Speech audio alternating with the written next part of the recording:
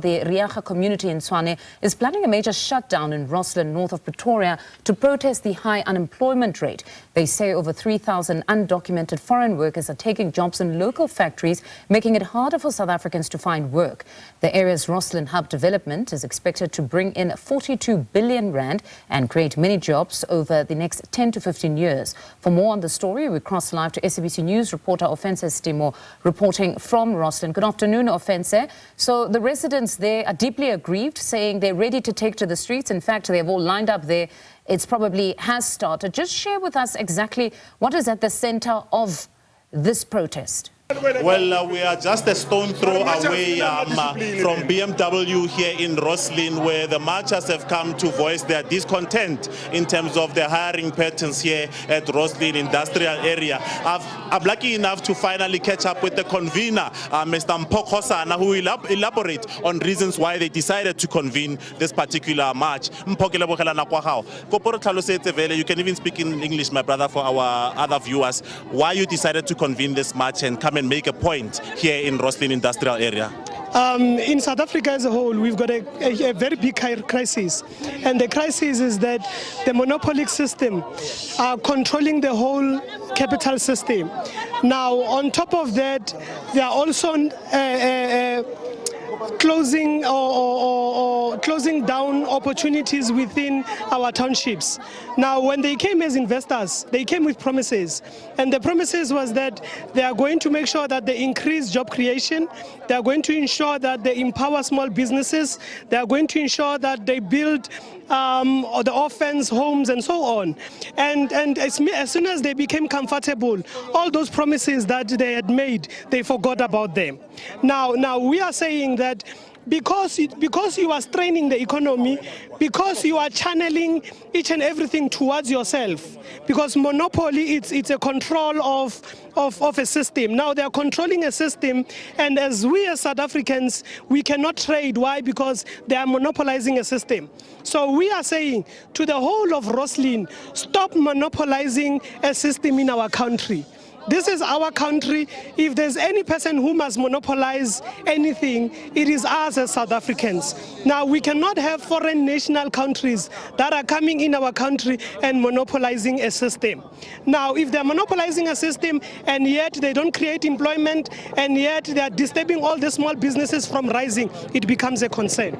Absolutely, and I hear you mentioning the fact that, when they came, they made all these promises. We know that BMW is one of those that is investing somewhere around here in Rosslyn. Are you going to paint all of them with the same brush, or are there those that are sort of, meeting you guys halfway in terms of making sure that they prioritize locals? There is a difference when someone wants to bribe and when someone wants to do something genuinely. We feel that whatever the CSI programs that they are doing just to make sure that we do not speak, we do not vocal. Because if they were contributing indeed, Garankuwa, Mabopane, Soshanguve would not be in this economic state that it is right now. So it's just a system of saying, let's make them to keep quiet and give them 2% and say we are working. And when we look at it in a far eye, we feel as if they're working. But once you start tapping into townships, you realize that all these companies are actually not doing anything for our economy. Thank you very much. Well, as you can hear, that's words from the convener. If I can just get another voice speaking to us here. Ntate, can you just elaborate to us? We know that you've marched before to Lion Match and all these other companies, Afrit, and it's years ago, almost maybe 8 years ago, but you're still faced with the same problem. What do you think will be a different outcome with this particular march today? Thank you, and thank you to the viewers at home. I think today we are having a young blood. I'm happy to see this youth standing up today and say enough, it's enough. We have marched before, yes. We've been to boardrooms of BMWs and any other bigger companies, but then up to today, there's nothing that is happening. We are having the dilapidated schools in our areas, whereby the CSI, if it is true it was happening, I think by now we would not have this number of people. Remember, we've marched with 15,000 people in Rosland. Today we are marching with the same number or double the number of that, and yet we are having an industrial hub that we are depending on it. So it's a serious problem today. Then we then say today, within 7 days, we must be in one boardroom whereby this all HRs must be there. We are going to take a resolution, a better decision thereof. We are going to agree in principle that they must insource most of the people that are in here. And we are not going to rather consider the principle or the policy that 18 to 35 years. No, we say 18 to 60 years, they must be insourced. These are the working class. I mean, you must understand of the fact that we are being betrayed by our own. We are being betrayed by our political parties, equally so.